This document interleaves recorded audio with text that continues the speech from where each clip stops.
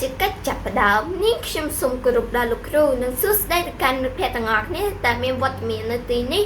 ជាទីគោរពនិងជាទីមេត្រីជំរាបសួរនាងខ្ញុំមានឈ្មោះថៃប៊ុនហៀងអាយុ12ឆ្នាំរៀននៅថ្នាក់ទី6ខ2នៃសាលាបាធីអន្តរជាតិសាខាទី9សាខាស្ទឹងមានជ័យថ្មីថ្ងៃផងដែរនាងខ្ញុំពិតជាមានកិត្តិយសដ៏ខ្ពង់ខ្ពស់ដែលលោកគ្រូបានឲ្យរូបនាងខ្ញុំមកប្រកួតប្រជែងនិយាយជាសាធារណៈក្រុមប្រធានបទចូលប្អូននិយាយពីមូលហេតុដែលបណ្ដាលឲ្យមានការកកស្ទះចរាចរណ៍លោកគ្រូស្ទីគ្រប់និងមិត្តភក្តិស្ទីមេត្រីមុននឹងឈានដល់ការបកស្រាយប្រធានបទអនុញ្ញាតឲ្យរូបនាងខ្ញុំបានបញ្យល់នៅពាក្យកណ្ដឹងមួយចំនួនជាមុនសិនបើយើងទៅតាមវចនានុក្រមខ្មែររបស់សម្ដេចព្រះសង្ឃរាជណាបានឲ្យនិយមន័យយ៉ាងច្បាស់ថាពាក្យមូលហេតុថ្នាក់ពីជំនាញការឬដំណើរដែលប្រព្រឹត្តទៅ2កកស្ទះថ្នាក់ពីជាកិរិយាបិទរាំងដែលសន្ទះ3ចរាចរណ៍ថ្នាក់ពីជំនាញនរណាខាត់ខ្លាញ់ចោះឡើង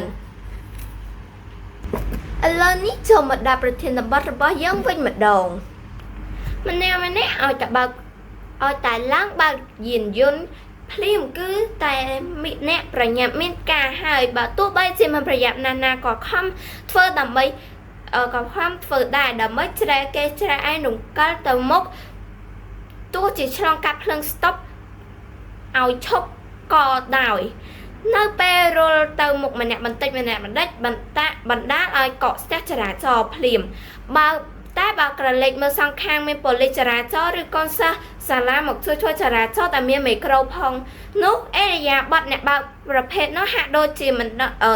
ដូចជាដឹងខ្លួនបន្តិចទៅហើយថ្ងៃនេះប្រធានបទដែលនាងខ្ញុំបានលើកយកមកនេះមានចំនួន3ចំណុចទី1ផ្ទះសង់បន្ថែមនៅលើផ្លូវដើរសាធារណៈដើម្បីធ្វើរោងដាក់ឡានអ្នកថ្មើរជើងអស់កន្លែងដើរនាំគ្នាដើរលើផ្លូវថ្នល់ទាំងទើទាល់ឯអ្នកបើកបរម្នាក់នាំគ្នាជីកិច្ចដាក់អ្នកដើរម្នាក់បន្តិច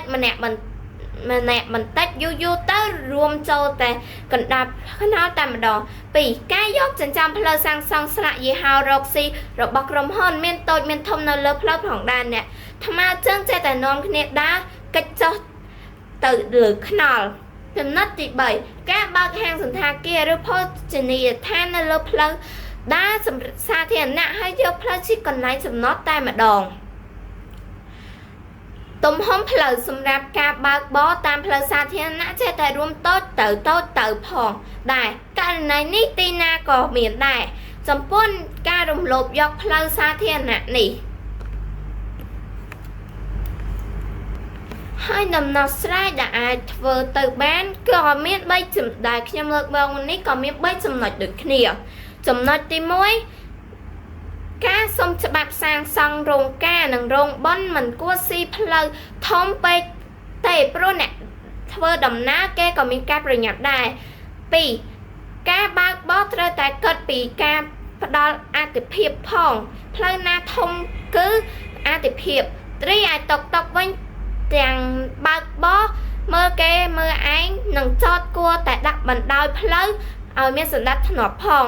3គ្មានចំណតតាក់ស៊ីនឹងការហៅម៉ួយក្នុងសាច់ផ្លូវបន្ថែមពីលើការធ្វើដំណើរនោះទេតាមរយៈការបកស្រាយខាងលើនេះអ្នកទាំងអស់ពួកយើងត្រូវចេះគោរពច្បាប់ចរាចរណ៍ដើម្បីកុំឲ្យមានការកកស្ទះច្រើននៅក្នុងស្រុកយើងជាចុងបញ្ចប់នេះខ្ញុំសូមថ្លែងអំណរគុណដល់លោកគ្រូនិងមិត្តភ័ក្តិដែលបាននៅភ័ក្តិទាំងអស់គ្នាដែលបានយកចិត្តទុកដាក់ស្ដាប់ការបកស្រាយប្រធានបទរបស់នេះខ្ញុំតាំងពីដើមរហូតដល់ចប់សូមគោរពជូនពរលោកគ្រូនិងមិត្តភ័ក្តិទាំងអស់គ្នាជួបតែសេចក្តីសុខនិងសេចក្តីស្នាគ្រប់គ្រងសុសានិងជួបពុទ្ធពរទាំង4ប្រការគឺអាយុវណ្ណៈសុខៈពលៈកុំបីឃ្លៀងឃ្លាឡើយសូមអរគុណ